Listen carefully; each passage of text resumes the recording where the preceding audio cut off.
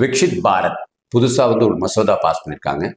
அதாவது Viksit Bharat GRAMG bill அப்படின்னா என்னன்னா, நம்ம முன்னாடி Mahatma Gandhi rural employment scheme இல்லை NRGSன்னு சொல்லுவாங்க நம்ம தமிழ்நாட்டில். அதை இப்போ அந்த உறுதி அப்படியே இருக்கு, பேரை மாற்றிருக்காங்க. ப்ளஸ் ரோஸ்கார் அண்ட் அஜீவிகான்னு போட்டிருக்காங்க. அது தெளிவாக நான் என்னன்னு போட்டிருக்கேன். பட் ஹிந்து பத்திரிகை அதை அப்போஸ் பண்ணியிருக்காங்க. அது இல்லாமல் ஸ்டாலினும் மம்தா பானர்ஜியும் எதிர்ப்பு தெரிவிச்சிருக்காங்க. அது என்னன்னு தான் பார்ப்போமே. 4 விதம் சொல்லியிருக்கிறார் ஹிந்துவில்.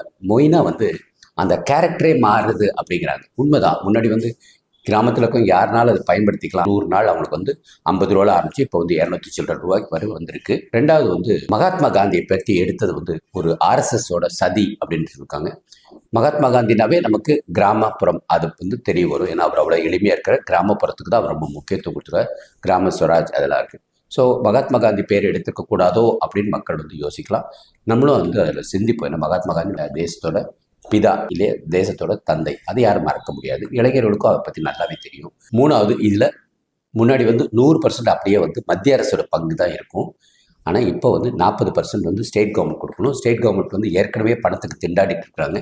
இது எங்கிறது கொடுப்பாங்க அப்படிங்கிறது தான் இருக்குது. கொஞ்சம் யோசிச்சு பார்த்தா இந்த ஃப்ரீபீஸ் எல்லாமே ஸ்டேட் கவர்மெண்ட் தான் கொடுத்துட்ருக்காங்க. இந்த டிவி கொடுக்கறது, கம்ப்யூட்டர் கொடுக்கறது, மகளிருக்கு ஃப்ரீ பஸ் பாஸ் கொடுக்கறது, காலை உணவு திட்டம், இது எல்லாமே அரசாங்கத்துடைய தான்.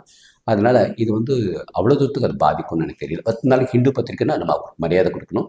இது மம்தா பானர்ஜி இதே மாதிரி தான் சொல்லியிருக்கிறாங்க. உங்கள் கருத்தை என்னன்னு பதிவு கொடுங்க. வாழ்க பாரதம், வளர்க இளைஞர் சமுதாயம், ஒளிரட்டும் தமிழகம்.